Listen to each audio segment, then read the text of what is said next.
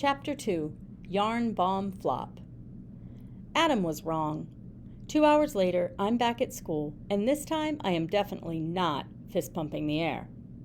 The rest of campus is happy and bubbling about summer vacation starting. There's even a table set up with brownies and cupcakes. I'm the only one not happy. Ronnie the rattlesnake is naked. Again.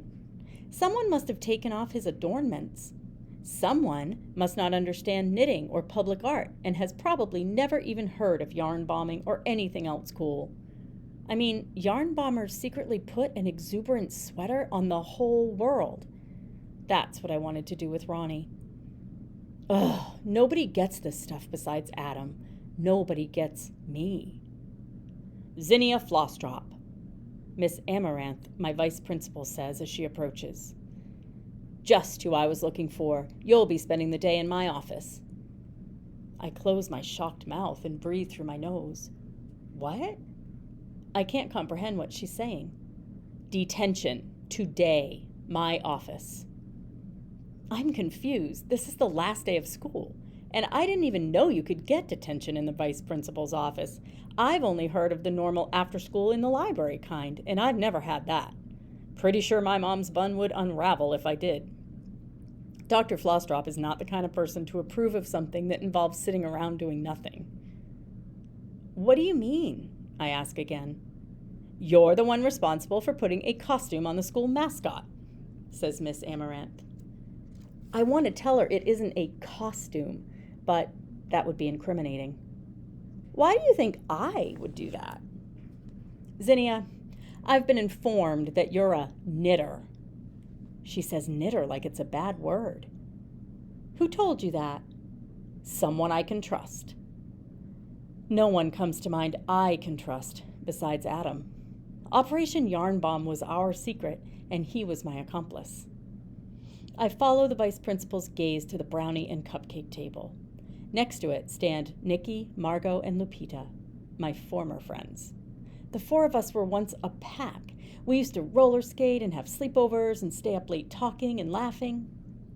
But that was months and months ago, at the beginning of 7th grade, and before that in 6th, and before that in 5th. We used to be Nikki, Margot, Lupita, Zinnia. Nimmels, NMLZ, like animals for short. Nikki was the funniest and most outgoing, prone to random cartwheels. Margot was a dancer and super confident. She'd started wearing thin headbands this year, a few of them all at once. Lupita was the sweet one. Her favorite color was purple, and she hiked every weekend with her family. I was the one known for wearing only charcoal gray and having massive curly hair. But something changed this year. Now they're Nimmel, NML. One animal, without me. I'm a lone Z off on my own. Nimmel stares in my direction. Their faces wear smiles, fake innocent ones. The smiles of ex-friends who can't be trusted.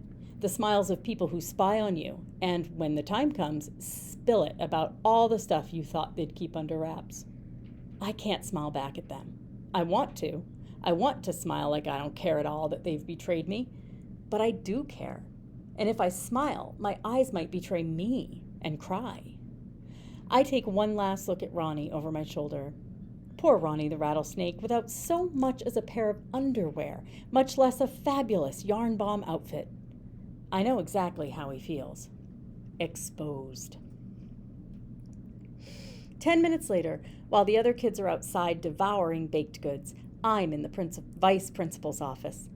The administrative assistant is eating a cupcake with chocolate frosting and yellow sprinkles, school/rattlesnake colors, at his desk. He hands me a paper and pencil and tells me to write an essay about what I plan to do on my summer vacation.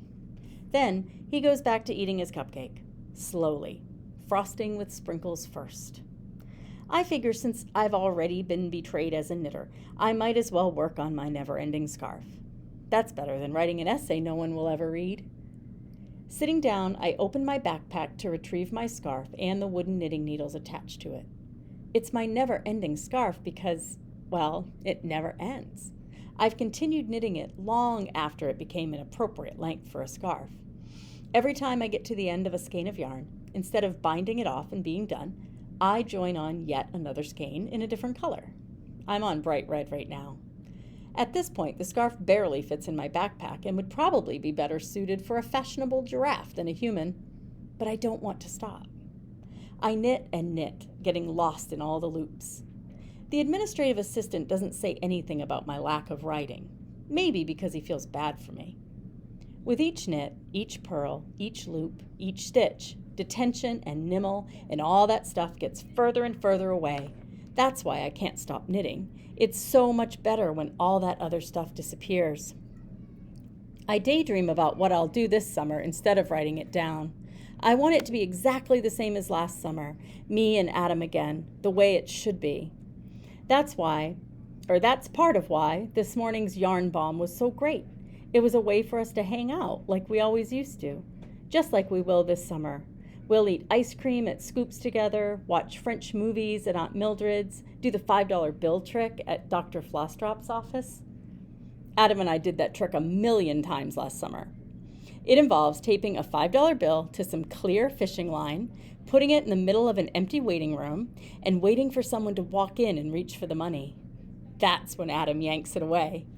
When that someone realizes they've been tricked, Adam always does this ridiculous over-the-top bow. He waves one arm around all silly, twirling his hand and gesturing, and sticks one leg out in front of him. It's his signature.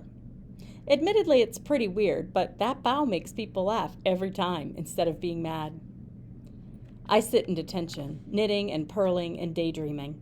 I can't wait to see Adam and tell him all about this whole horrible yarn bomb flop. He's the only one who'll understand.